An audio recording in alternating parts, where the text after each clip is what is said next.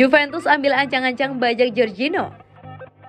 Klub Serie A Juventus nampaknya masih penasaran dengan sosok Jorginho. Si nyonya tua dilaporkan akan mencoba mendatangkan sang gelandang di tahun 2022 nanti. Jorginho sebenarnya sudah lama menjadi target transfer Juventus.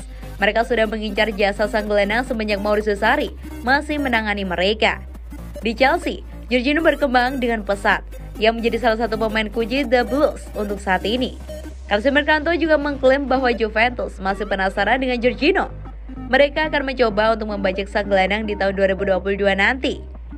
Menurut laporan tersebut, pada musim panas kemarin Juventus mencoba mendatangkan Jorginho. Meski gagal, si nyonya tua masih penasaran terhadap sang gelandang. Mereka tahu bahwa kontrak Jorginho mulai menipis di Chelsea. Pemain berdarah Brasil itu bisa cabut di tahun 2023 nanti.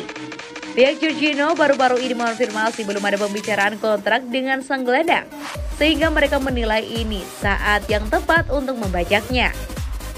Menurut laporan tersebut, Juventus benar-benar serius ingin merekrut Jorginho.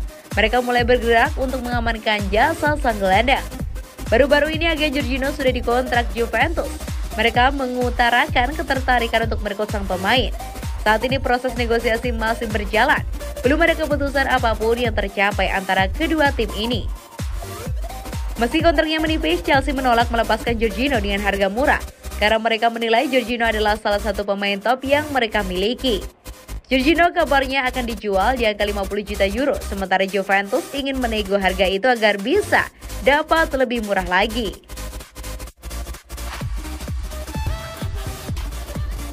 Kapal sudah berkarat, Juventus bakal tenggelam jika tidak segera temukan solusi.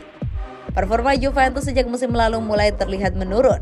Jika tidak segera menemukan solusi terbaik untuk bangkit, peraih juara Liga Italia terbanyak ini terancam terus tenggelam.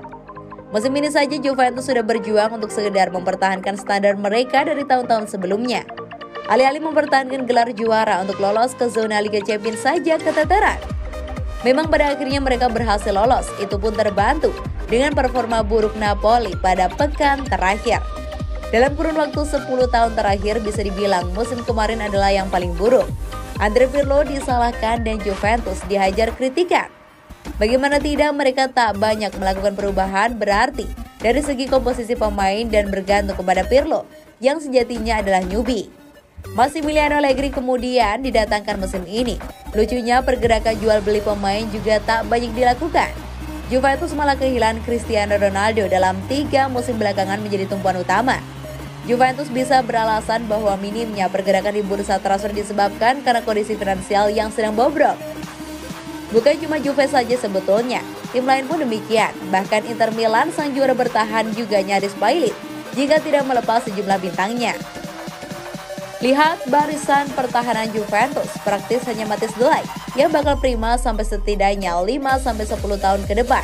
Back lainnya sudah terlalu uzur dan kuno. Meski Giorgio Chiellini dan Leonardo Bonucci sukses memberikan gelar juara Piala Eropa 2020. Juventus bisa meniru AC Milan kalau tidak gengsi dengan mencari seoptimal mungkin pemain gratisan. Itu masih jauh lebih baik daripada tidak sama sekali. Danilo, Alexandro dan kiper Wasit Szczęsny telah mencapai 30 tahun. Ini bukan skuad yang sangat mudah di Allianz Stadium dan Allegri memiliki tugas besar.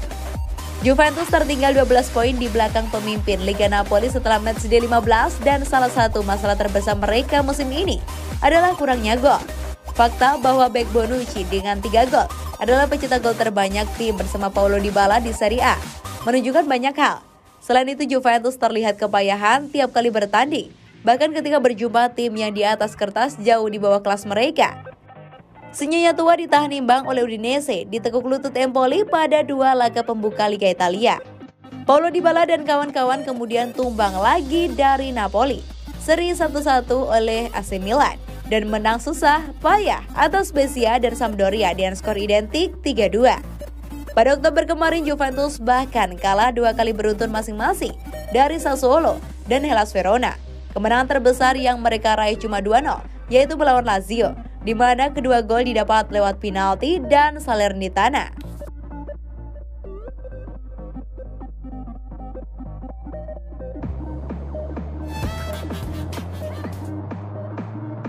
Agen Ronaldo berpotensi diperiksa dalam kasus Juventus.